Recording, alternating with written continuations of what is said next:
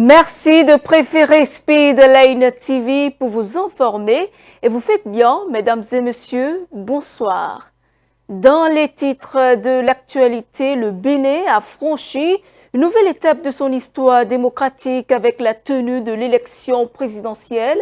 Sur toute l'étendue du territoire, les électeurs se sont mobilisés pour accomplir le devoir civique. L'ancien président Nicéphore Soglo a lui aussi pris part au scrutin en accomplissant son devoir de citoyen. Plus de détails dans un instant. À l'occasion de cette journée électorale, le président de la Sénat, Sakalafia, a sillonné plusieurs centres de vote à Cotonou ce dimanche. Au thème de cette descente sur le terrain, il a livré ses premières impressions sur le déroulement du scrutin aussi bien dans la capitale économique que dans le reste du pays. Et puis loin du Bénin, Donald Trump a vivement critiqué le pape Léon XIV après ses récentes prises de position contre la guerre. Le souverain pontife a réagi.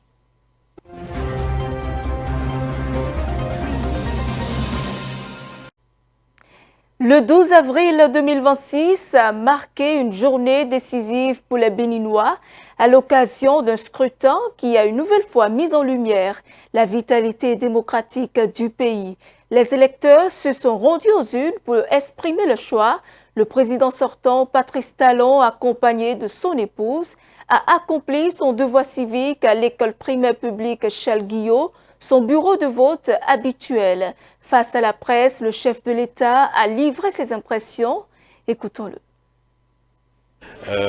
Si nos prières sont exaucées, conduira le pays vraiment encore plus loin.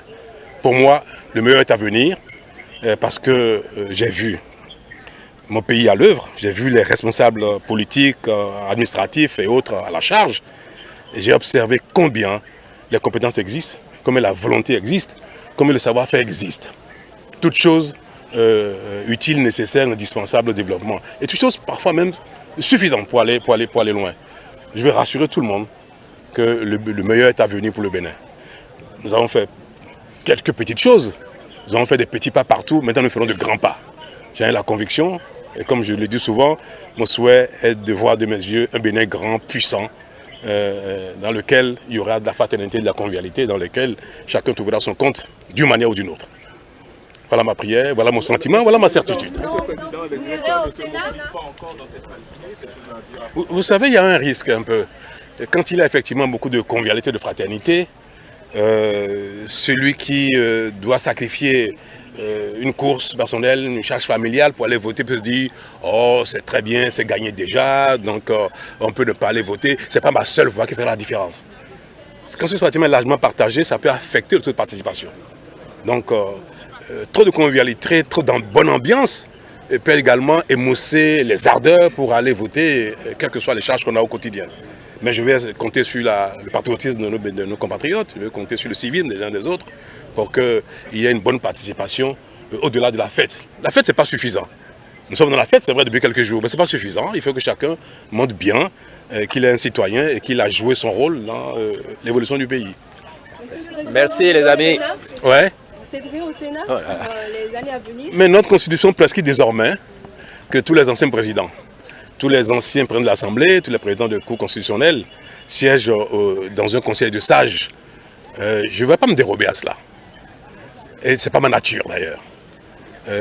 Tout est de savoir quel va être le rôle global de ce conseil de sages, où il y aura le président Soglo, le président Boniaï, le président Talon, le président Moussou Bruno, Mbedji, Idji Kolaole, Nago, le président Vlavonou, le président Dossou Robert, le président Olo, la présidente Poyon. Vous voyez, ouais, toutes ces personnalités de caractères, de compétences diverses, d'horizons divers. Vous voyez, donc ce sera quand même quelque chose qui, pour nous, pour le Bénin, sera une chambre de sagesse, de conseil, d'apaisement et de conciliation. Donc pour moi, c'est plutôt quelque chose... ce serait une faute de se dérober à cela. Alors vous verra-t-on dans la peau du sénateur en chef? Bon, c'est prétentieux, certainement pas, de dire une telle chose. Vous voyez tout ce que je viens de citer. qui sont des aînés, des gens expérimentés, des gens qui ont joué leur rôle L'essentiel est de pouvoir apporter sa sagesse, sa prière, sa protection à un peuple, à un pays qu'on a servi, et qu'on a aimé, et à qui on a donné autant de dévouement. Donc, qui présidera, pour moi, cela importe peu, pourvu qu'il y ait un bon esprit pour que, ensemble, nos prières, notre protection servent le pays entier. Merci, monsieur le Président. Merci les amis. Au moment où les Béninois se prononcent dans les urnes pour l'avenir du pays, une figure emblématique de la scène politique a posé un geste symbolique.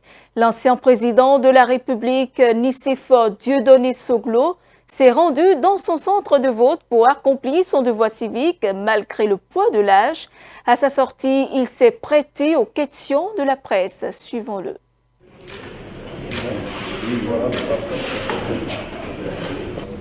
J'étais à la manœuvre il y a de cela plusieurs années à la conférence nationale. J'ai passé le témoin à quelqu'un qui a plus ou moins... il a donné sa démission tout récemment. Et puis j'ai eu Patrice Talon. Et en tant que membre de la grande famille que nous formons avec son épouse qui est la petite nièce de ma femme et la bonne volonté qu'il a, nous avons commencé à transformer ce pays. Ça s'est passé sous vos yeux. Ceux qui étaient petits, peut-être à l'époque, ne s'en souvenaient pas, n'est-ce pas? Mais maintenant, notre pays va de l'avant. Il y a des transformations positives, que ce soit la route. Je me rappelle au moment où j'avais commencé, c'était les pavés qui étaient, au fond, la technique qu'il fallait pour pouvoir circuler. Mais je voudrais que tous les Béninois, ils sont dans leur pays, ils veulent que leur pays avance. Je les invite tous, quel que soit leur bord politique, à sortir pour dire ce qu'ils pensent du travail qui est fait dans le pays. Les électeurs se sont rendus aux urnes ce dimanche pour désigner le futur locataire de la Marina. Le candidat de la mouvance présidentielle, Romuald Wadani, accompagné de son épouse, a exercé son droit de vote à Lokossa, sa ville natale, où il a été accueilli dans une ambiance de forte mobilisation populaire. Suivons ensemble le compte-rendu. L'effervescence a gagné l'arrondissement de Lokossa en milieu de matinée de ce dimanche 12 avril 2026. Romuald Wadani, candidat de la mouvance présidentielle, a franchi le seuil de son centre de vote pour accomplir son devoir civique. Accompagné de son épouse, Nathalie Villette Wadani, le porte-étendard du bloc au pouvoir, a glissé son bulletin dans l'urne au milieu d'un enthousiasme populaire manifeste. Les acclamations des citoyens présents sur les lieux ont salué ce geste, marquant une étape symbolique forte pour le dauphin désigné par la mouvance. Malgré cette ferveur locale, le couple a pu voter dans une atmosphère électorale empreinte de calme et de courtoisie. Romuald Wadani, né le 20 juin 1976 à Lokossa, est ministre d'État en charge de l'économie et des finances du Bénin. Il a été nommé le 7 avril 2016 dans le premier gouvernement du président Patrice Talon et reconduit à ce poste en mai 2021. Sa candidature à la présidentielle du 12 avril 2026 s'inscrit dans une logique de continuité. Face à lui, Paul Hunkwe, ancien ministre de la Culture sous le régime de Boniaï, tente de capitaliser sur une posture d'opposant modéré. Son principal challenger, Paul Hunkwe, candidat du parti FCBE, a lui aussi voté ce dimanche à Lobogo dans le département du Mono. À la sortie de son bureau de vote, il s'est exprimé devant la presse. Suivons-le. Je crois que ça s'impose à tous de sortir et d'aller voter. Nous pensons que tous les Béninois en ce jour doivent accomplir ce devoir, surtout ceux en âge de voter. Parce que nous voulons tourner une page de notre histoire, choisir un autre président, et je crois que c'est assez déterminant pour notre démocratie, pour notre liberté et surtout pour le développement de notre nation. Et qui occupera la vice-présidence pour les 7 prochaines années? La candidate à la vice-présidence, Mariam Tchabi Telata, a accompli son vote à Parakou, tandis que Roch Mouanou a de son côté voté à Cotonou. À la sortie des bureaux de vote, les deux personnalités ont partagé leurs impressions. Suivons-les. Depuis un certain temps, les Béninois se désintéressaient du vote. Je crois que les sensibilisations portent leurs fruits. Chaque Béninois comprend que ce n'est pas le vote, pas son vote, qu'il peut résoudre ses problèmes, les problèmes du quotidien. Si vous ne sortez pas pour aller désigner ceux qui vont vous diriger, comment trouverez-vous des solutions aux problèmes qui sont les vôtres? Donc le vote, c'est le moyen par lequel le citoyen parle aux dirigeants, le moyen par lequel le citoyen dit aux dirigeants ce qu'il attend donc de lui. C'est un devoir civique que tout bon citoyen doit vraiment accomplir.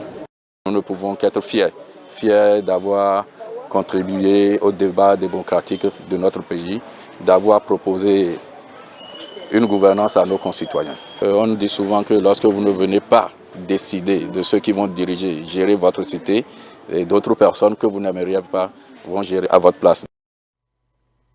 Dans le département du Mono, notamment à Koma et à Puyogbe, les citoyens ont pris d'assaut les centres de vote pour exprimer le choix dans le calme.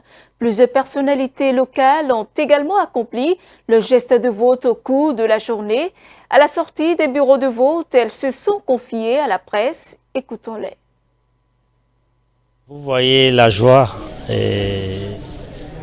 que j'exprime en ce moment après avoir exprimé mon choix pour le candidat pour lequel je viens de voter.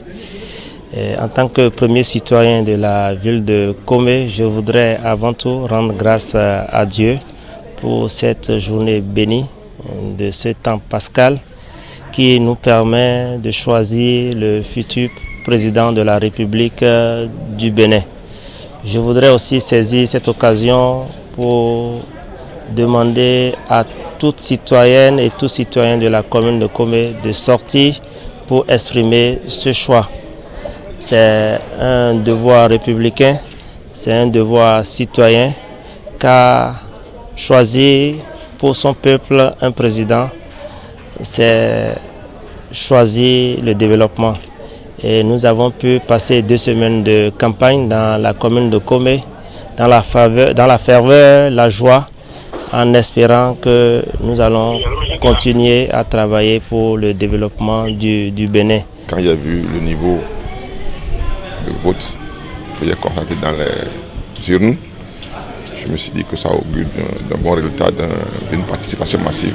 Mes impressions sont des impressions de joie, de satisfaction, parce que depuis 7 h du matin, vous remarquerez sur toute l'étendue du territoire national, de l'est à l'ouest, du nord au sud, et notamment aux 4 coins de la commune de Komé, les populations sortent massivement et viennent accomplir leur devoir civique dans la paix, dans la convivialité, ce qui caractérise et a toujours caractérisé le peuple béninois. Mon message serait d'exhorter les personnes qui actuellement sont encore à la maison, dans les églises. Vous savez, aujourd'hui c'est dimanche, certains vont d'abord à l'église avant de venir voter. Donc je les exhorte à venir dès la fin du culte pour accomplir leur devoir, parce que c'est un jour particulier. Nous devons marquer positivement l'histoire de notre pays. À 7 h du matin, vous verrez que les bureaux de vote étaient bondés. Les organes compétents vous feront le point en termes statistiques à la fin de la journée. Mais je suis sûr qu'on sera à un très fort taux de participation. Je suis contente de ce que les populations sortent pour voter. Et donc, on espère qu'à la fin de la journée, le taux de participation espéré sera atteint. Donc pour cette période-ci, ça évolue à pas de charge et on attend vraiment le score, un très grand score à la fin de la journée. Ce n'est pas qu'un message, des dispositions pratiques sont prises sur le terrain pour mobiliser davantage Gongonais dans les différents quartiers de l'arrondissement pour que les gens puissent sortir. Et donc, d'ici là, on n'a pas d'inquiétude. Les résultats seront atteints. Nous attendons 90 à 95%. Et donc pour cela, je vous dis simplement d'attendre la clôture des bureaux de vote pour que nous puissions décompter ensemble et décrypter les résultats à la fin de la journée. Le président de la Commission électorale nationale autonome a parcouru plusieurs centres de vote pour s'assurer du bon déroulement de la présidentielle au Bénin. À l'étape de l'EPP Gbegama, Sakalafia a marqué un arrêt pour livrer ses premiers mots de façon globale. Il s'est félicité de la bonne organisation du scrutin avec l'ouverture à bonne heure des centres et postes de vote avant de lever un coin de voile sur la date de publication des résultats provisoires. Suivons-le.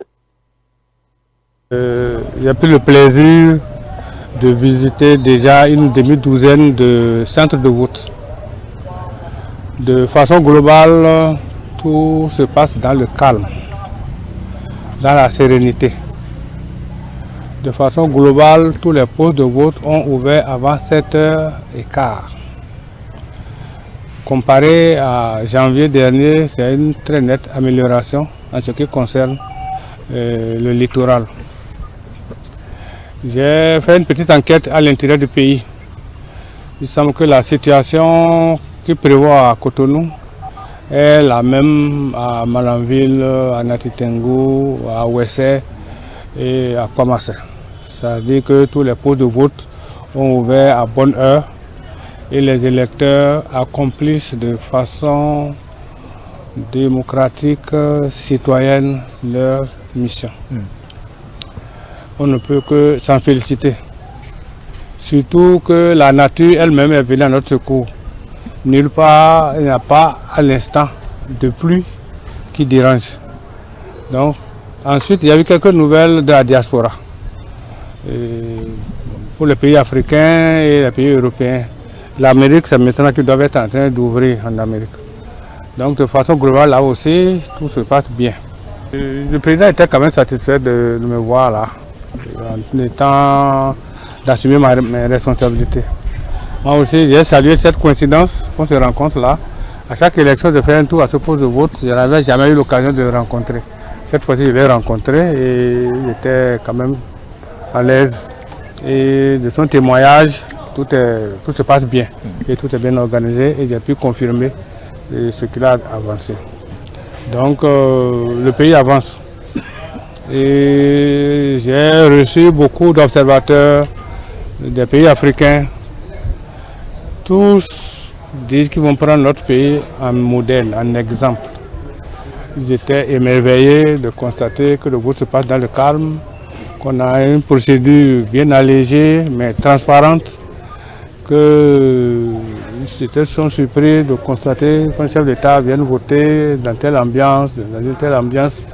Donc bref, en dehors des langues fourchues qui parlent mal de notre pays, il est temps que nous-mêmes là, qu'on reconnaisse qu'on fait bien.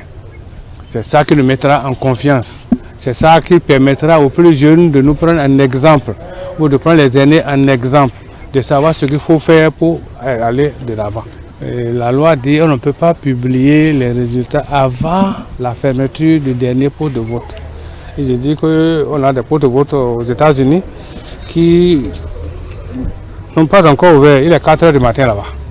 Donc c'est à 7 h, donc ils ont 3 heures de retard par rapport. Donc les résultats ne nous parviendront pas avant le 13. Ici, on a pris des précautions pour avoir des résultats de façon électronique. Mais je pense que demain matin, demain jusqu'à midi, on aura environ à 80-90%. En interactualité, dans un contexte international tendu, marqué notamment par la situation au Moyen-Orient, Le président américain a vivement critiqué le souverain pontife, affirmant ne pas être un grand admirateur de ses positions. Quelques heures plus tard, le pape Léon XIV a réagi à ces déclarations alors qu'il se trouvait à bord de l'avion qui le conduisait en Algérie. Le reportage. Alors que le pape Léon XIV entame sa tournée africaine ce lundi, avec une première escale de 2 jours en Algérie, il s'est exprimé suite aux récentes attaques de Donald Trump.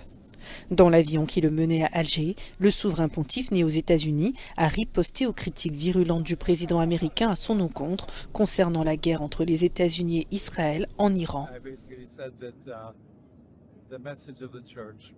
J'ai essentiellement dit que le message de l'Église, mon message, le message de l'Évangile, c'est heureux ceux qui font œuvre de paix. Je ne considère pas que mon rôle soit politique ou que je sois un homme politique. Je ne souhaite pas entrer dans un débat avec lui. Je ne pense pas que les messages de l'Évangile soient destinés à être détournés comme le font certaines personnes. Je continuerai à m'élever haut et fort contre la guerre en cherchant à promouvoir la paix, le dialogue et les relations multilatérales entre les États afin de trouver une solution juste aux problèmes. Trop de gens souffrent dans le monde aujourd'hui. Trop d'innocents sont tués et je pense que quelqu'un doit se lever et dire qu'il existe une meilleure façon de faire. S'adressant à d'autres journalistes, Léon XIV a ajouté qu'il n'avait aucune crainte de l'administration de Donald Trump. Et c'est la fin de ce journal. Merci de votre fidélité. Suivez-nous en continu sur speedlinetv.bg/live et sur nos différents canaux digitaux Facebook, YouTube et TikTok.